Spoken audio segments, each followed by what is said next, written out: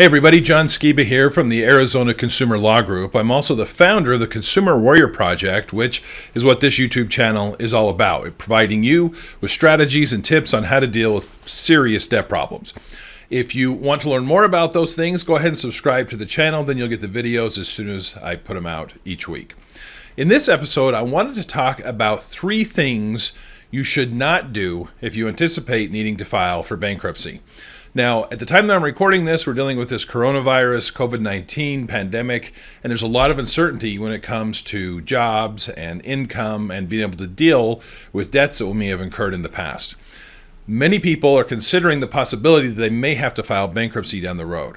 And if that's your situation, I want to give you advice on 3 areas of things that you should not do if you anticipate needing to file for bankruptcy.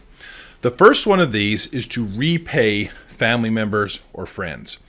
This is a natural thing that a lot of people have when they're getting ready to file for bankruptcy, is they start to think about the debts that they owe to family or friends who've loaned them money over the years.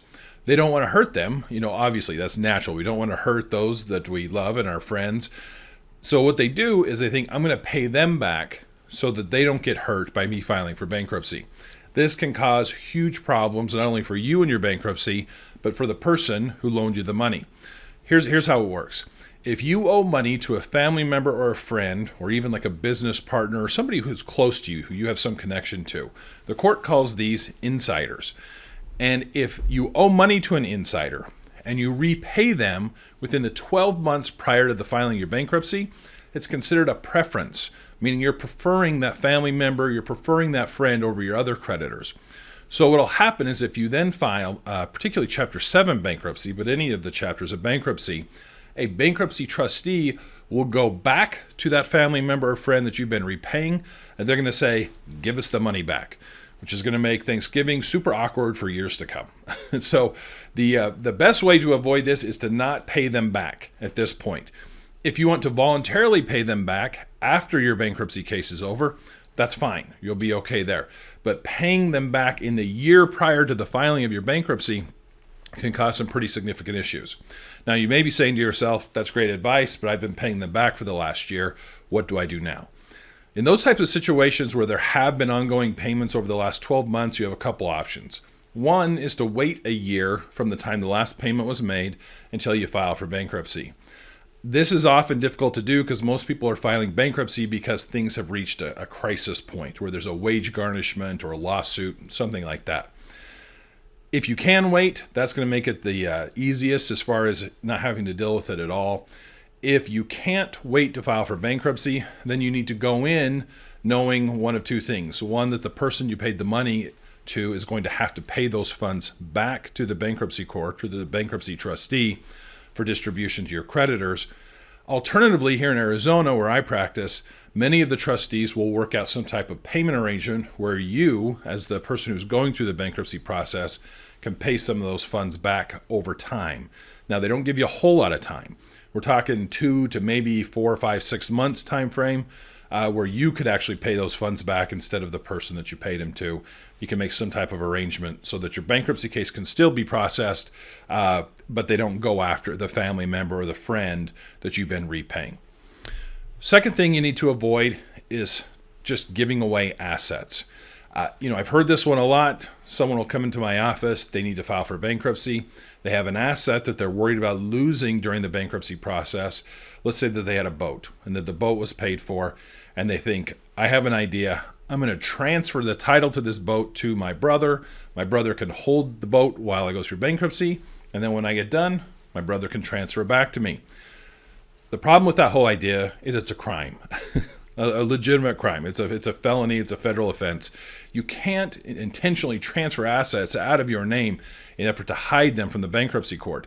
Not only that, they're going to find out. You've got to realize that there are millions of people that have filed for bankruptcy in the United States, and they know all the tricks. They know this transferring of assets can cause issues.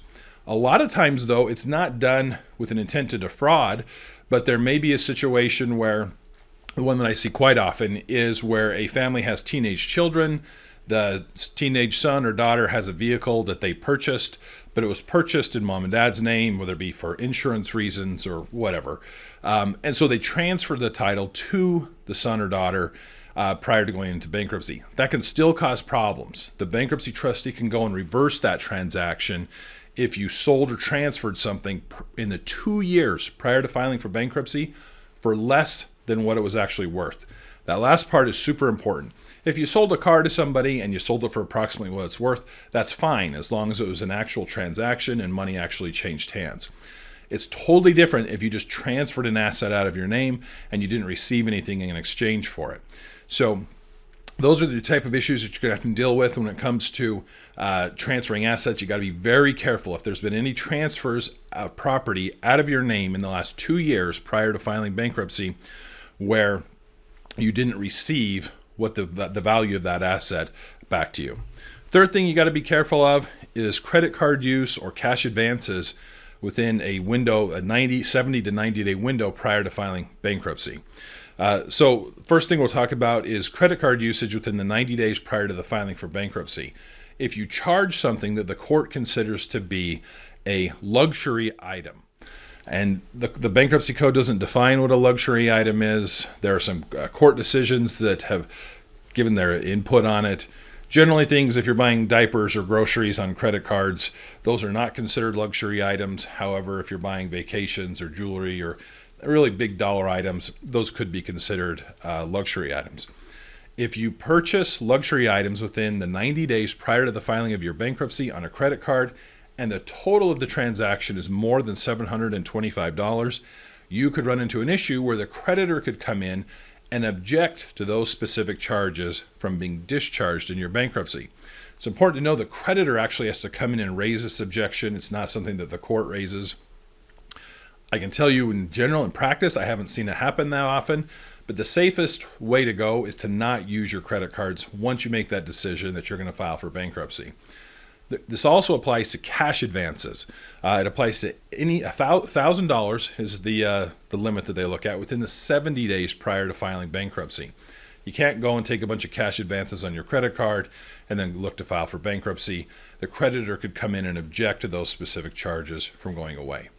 Bankruptcy is a powerful tool. It's absolutely necessary sometimes, particularly in tough times like this. It'll help you to get rid of most debts, most credit cards, medical bills, all those types of things can go away, but you got to be careful as far as transactions that happen in the time period prior to filing or they could cause you some big issues. If you want some additional strategies, additional tips, you can go over to my website at consumerwarrior.com. You can also subscribe to this YouTube channel where I have more than 100 videos that discuss these very topics. Appreciate you watching today.